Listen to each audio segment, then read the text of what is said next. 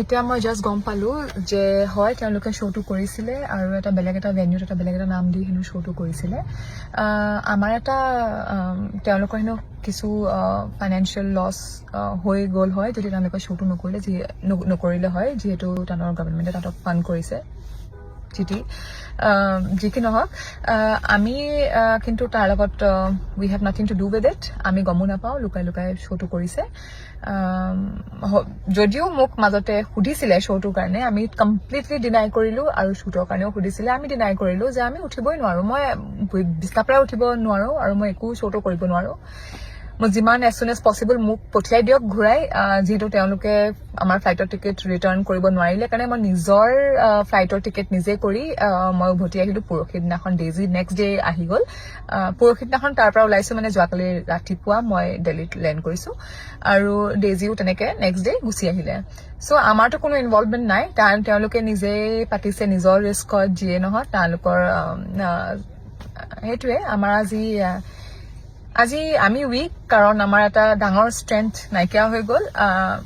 আমাৰ ফাইনেন্সিয়েল তেওঁলোকৰ লছটো তেওঁলোকে বেছি প্ৰায়ৰিটি দিলে মোৰ দেন আমাৰ ছাইডৰ এটা loss of life and life like that ঠিক আছে যিয়ে যি নহওক তেওঁলোকে চাগে তাত নিজৰ ষ্টেটটোহে চেলিব্ৰেট কৰিব গৈছিলে অকল মই একো প্ৰভোগেটিভ কথা ক'ব বিচৰা নাই কিন্তু বহুত বেয়া লাগিছে আৰু খঙো উঠিছে বহুত খং উঠিছে কিন্তু আমাৰ পৰা লুকুৱাই এইটো কাম কৰিলে আৰু যি কি নহওক আমি মনত ৰাখিম বছ কথা সিমানে আমি মনত ৰাখিম তেওঁলোকে কি কৰিলে দেটছ অল কিন্তু আমি অসমীয়াখিনি আমি একো নাই কৰা আমি Assam didn't take part in it আৰু আমি চবৰ ফাইনেন্সিয়েল কণ্ডিশ্যন নাথাকিব পাৰে দেই নিজৰ নিজৰ টিকেট কৰি উভতি আহিবৰ কাৰণে যিহেতু আমাক তেওঁলোকে ৰিটাৰ্ণ টিকেট এটা ডেটৰ কাৰণে কৰি দিছিলে মোৰ 24th ৰিটাৰ্ণ আছিলে যিহেতু মই দুদিন এক্সট্ৰা থাকিম বুলি তাত ভাবিছিলোঁ এইখিনি হোৱাৰ পিছত মই একদিনো থাকিব চ' যিহেতু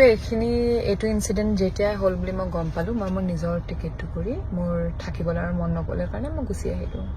বছ মোৰ ফালৰ পৰা মই ইমানটোৱে ক'ব বিচাৰোঁ মইতো প্ৰভোগেটিভ এটা একদম মই কাম কৰিব বিচৰা নাই কিন্তু চবৰে নিজৰ নিজৰ মগজ আছে চবে নিজে নিজে চিন্তা কৰক কেইদিনমানৰ আগলৈকে নিজৰ এয়াৰপৰ্টো নাছিলে গুৱাহাটী নহ'লে নিজৰ ষ্টেটলৈ যাবও নোৱাৰিছিলে আজিকালি